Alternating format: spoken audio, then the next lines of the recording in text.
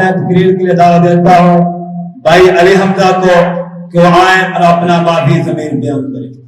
پاکستان دیا لاکھوں شہداء کے علم سے لا الہ کا دیس ملا۔ پاکستان بنایا تھا اب پاکستان بچائیں گے، یوم آزادی پر اپنے رب کا شکر منائیں گے، سبز ہلالی جھنڈوں سے ہم نگر نگر۔ السلام علیکم ورحمۃ اللہ وبرکاتہ۔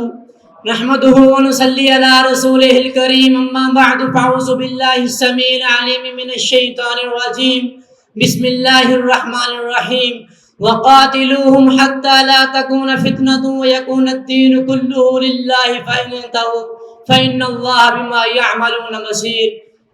جب پڑا وقت گلستاں پہ تو خون ہم نے دیا، جب پڑا وقت گلستاں پہ تو خون ہم نے دیا، جب بہار آئی تو کہتے ہیں تیرا کردار کیا ہے۔ حضرات محترم، آج میں جس موضوع پر آپ کے سامنے گفتگو کرنے جا رہا ہوں وہ ہے تحریک پاکستان میں علماء اہل حدیث کا کردار۔ آزادی اللہ کی بہت بڑی نعمت ہے جس کی قدر و قیمت صرف وہی انسان لگا سکتا ہے جو یا تو غلام رہا ہو یا قحط و بند کی اذیت سے گزر چکا ہو۔ آج ہم جس آزادی کا جشن منا رہے ہیں، آج ہم جس آزادی کا شکر منا رہے ہیں، ان میں بہت سے علماء نے اپنا آپ پیش کرتے ہوئے اپنی جان، مال، اولاد اور علم کی قربانیاں دی۔ ان میں سے علماء اہل حدیث میں سے روپڑی علماء کا تذکرہ اور ان کی قربانیاں سر فہرست ہیں۔ حضرات محترم، شاعر کیا خوب کہتا ہے، وہ مرد نہیں جو ڈر جائے حالات کے خونی منظر سے، وہ مرد نہیں جو ڈر جائے حالات کے خونی منظر سے، جس حال میں جینا مشکل ہو اس حال میں جینا مردی ہے۔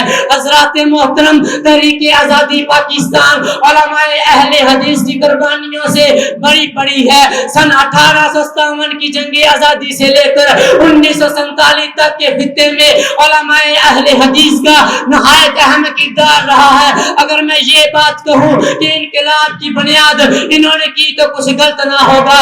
حضرات محترم، اس ملک پاکستان کو حاصل کرنے کے لیے طرح طرح کی اذیتوں کا سامنا کرنا پڑا، طرح طرح کی تکلیفوں کا سامنا کرنا پڑا۔ حضرات محترم، آج علماء اہل حدیث کو تحریک کے اوراق سے نکال پھینکنے کی بھرپور کوششیں کی جا رہی ہیں۔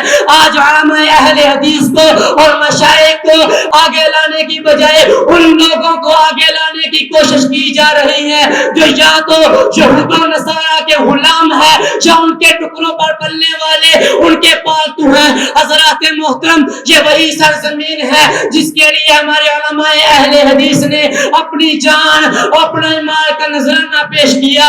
انگریزوں اور ہندوؤں کے سامنے، انگریزوں اور ہندوؤں کے سامنے سر اٹھا کر حق بات کو بیان کیا اور غلامی کو کبھی بھی تسلیم نہیں کیا۔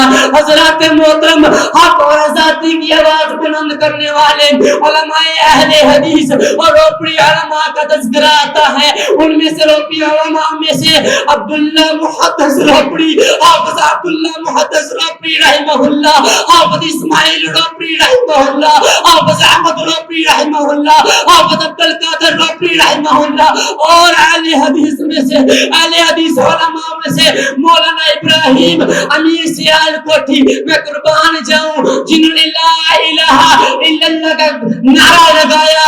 پھر دیگر حضرت مولانا اسماعیل سلمی رحمہ اللہ، حسین عبداللہ رحمہ اللہ، عطا اللہ بندیالوی رحمہ اللہ، حضرت مولانا حافظ عبدالقادر ندوی رحمہ اللہ، حضرت مولانا عبداللہ ثانی رحمہ اللہ، اور حضرت مولانا عبدالجبار رحمہ اللہ وغیرہ جیسے بہت سے بڑے مجاہد شامل تھے۔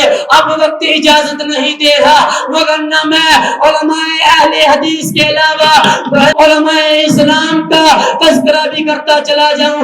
علماء اہل حدیث کے علاوہ علماء اسلام کی فہرست بھی میرے پاس موجود ہے۔ پھر شاعر کیا خوب کہتا ہے، پھر شاعر کیا خوب کہتا ہے، پلٹنا جھپٹنا، پلٹنا جھپٹنا، جھپٹ کر پلٹنا، پلٹنا جھپٹنا، جھپٹ ڈٹ کر پلٹنا لہو کرم کرنے کا ہے ایک بہانہ.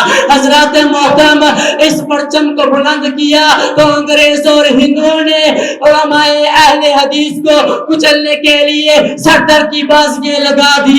لیکن وہ کیا کہتا ہے, لیکن شاعر کیا کہتا ہے, فانوس بن کر جس کی حفاظت خود ہوا کرے, فانوس بن کر جس کی حفاظت خود ہوا کرے, وہ شمع کیا بوجھے جسے روشن خدا کرے. حضرات محترم انگریزوں اور ہندوؤں نے عارضی طور پر آزادی کی مہم کو روکا, مگر مسلمان نوجوانوں اور علماء اہل حدیث نے کے دلوں سے جہاد اور آزادی کا جذبہ نہ مٹا سکے. وہ چنگاری جس کو ایک ہوا کے پلے کی کیا دیر تھی, وہ ایک آگ کے جنگل میں یہ شکل اختیار کر دی. حضرات محترم جن میں سے علماء اہل حدیث کا تذکرہ میں آپ کے سامنے اکٹھا چلا جاؤں, وقت اجازت نہیں دے رہا.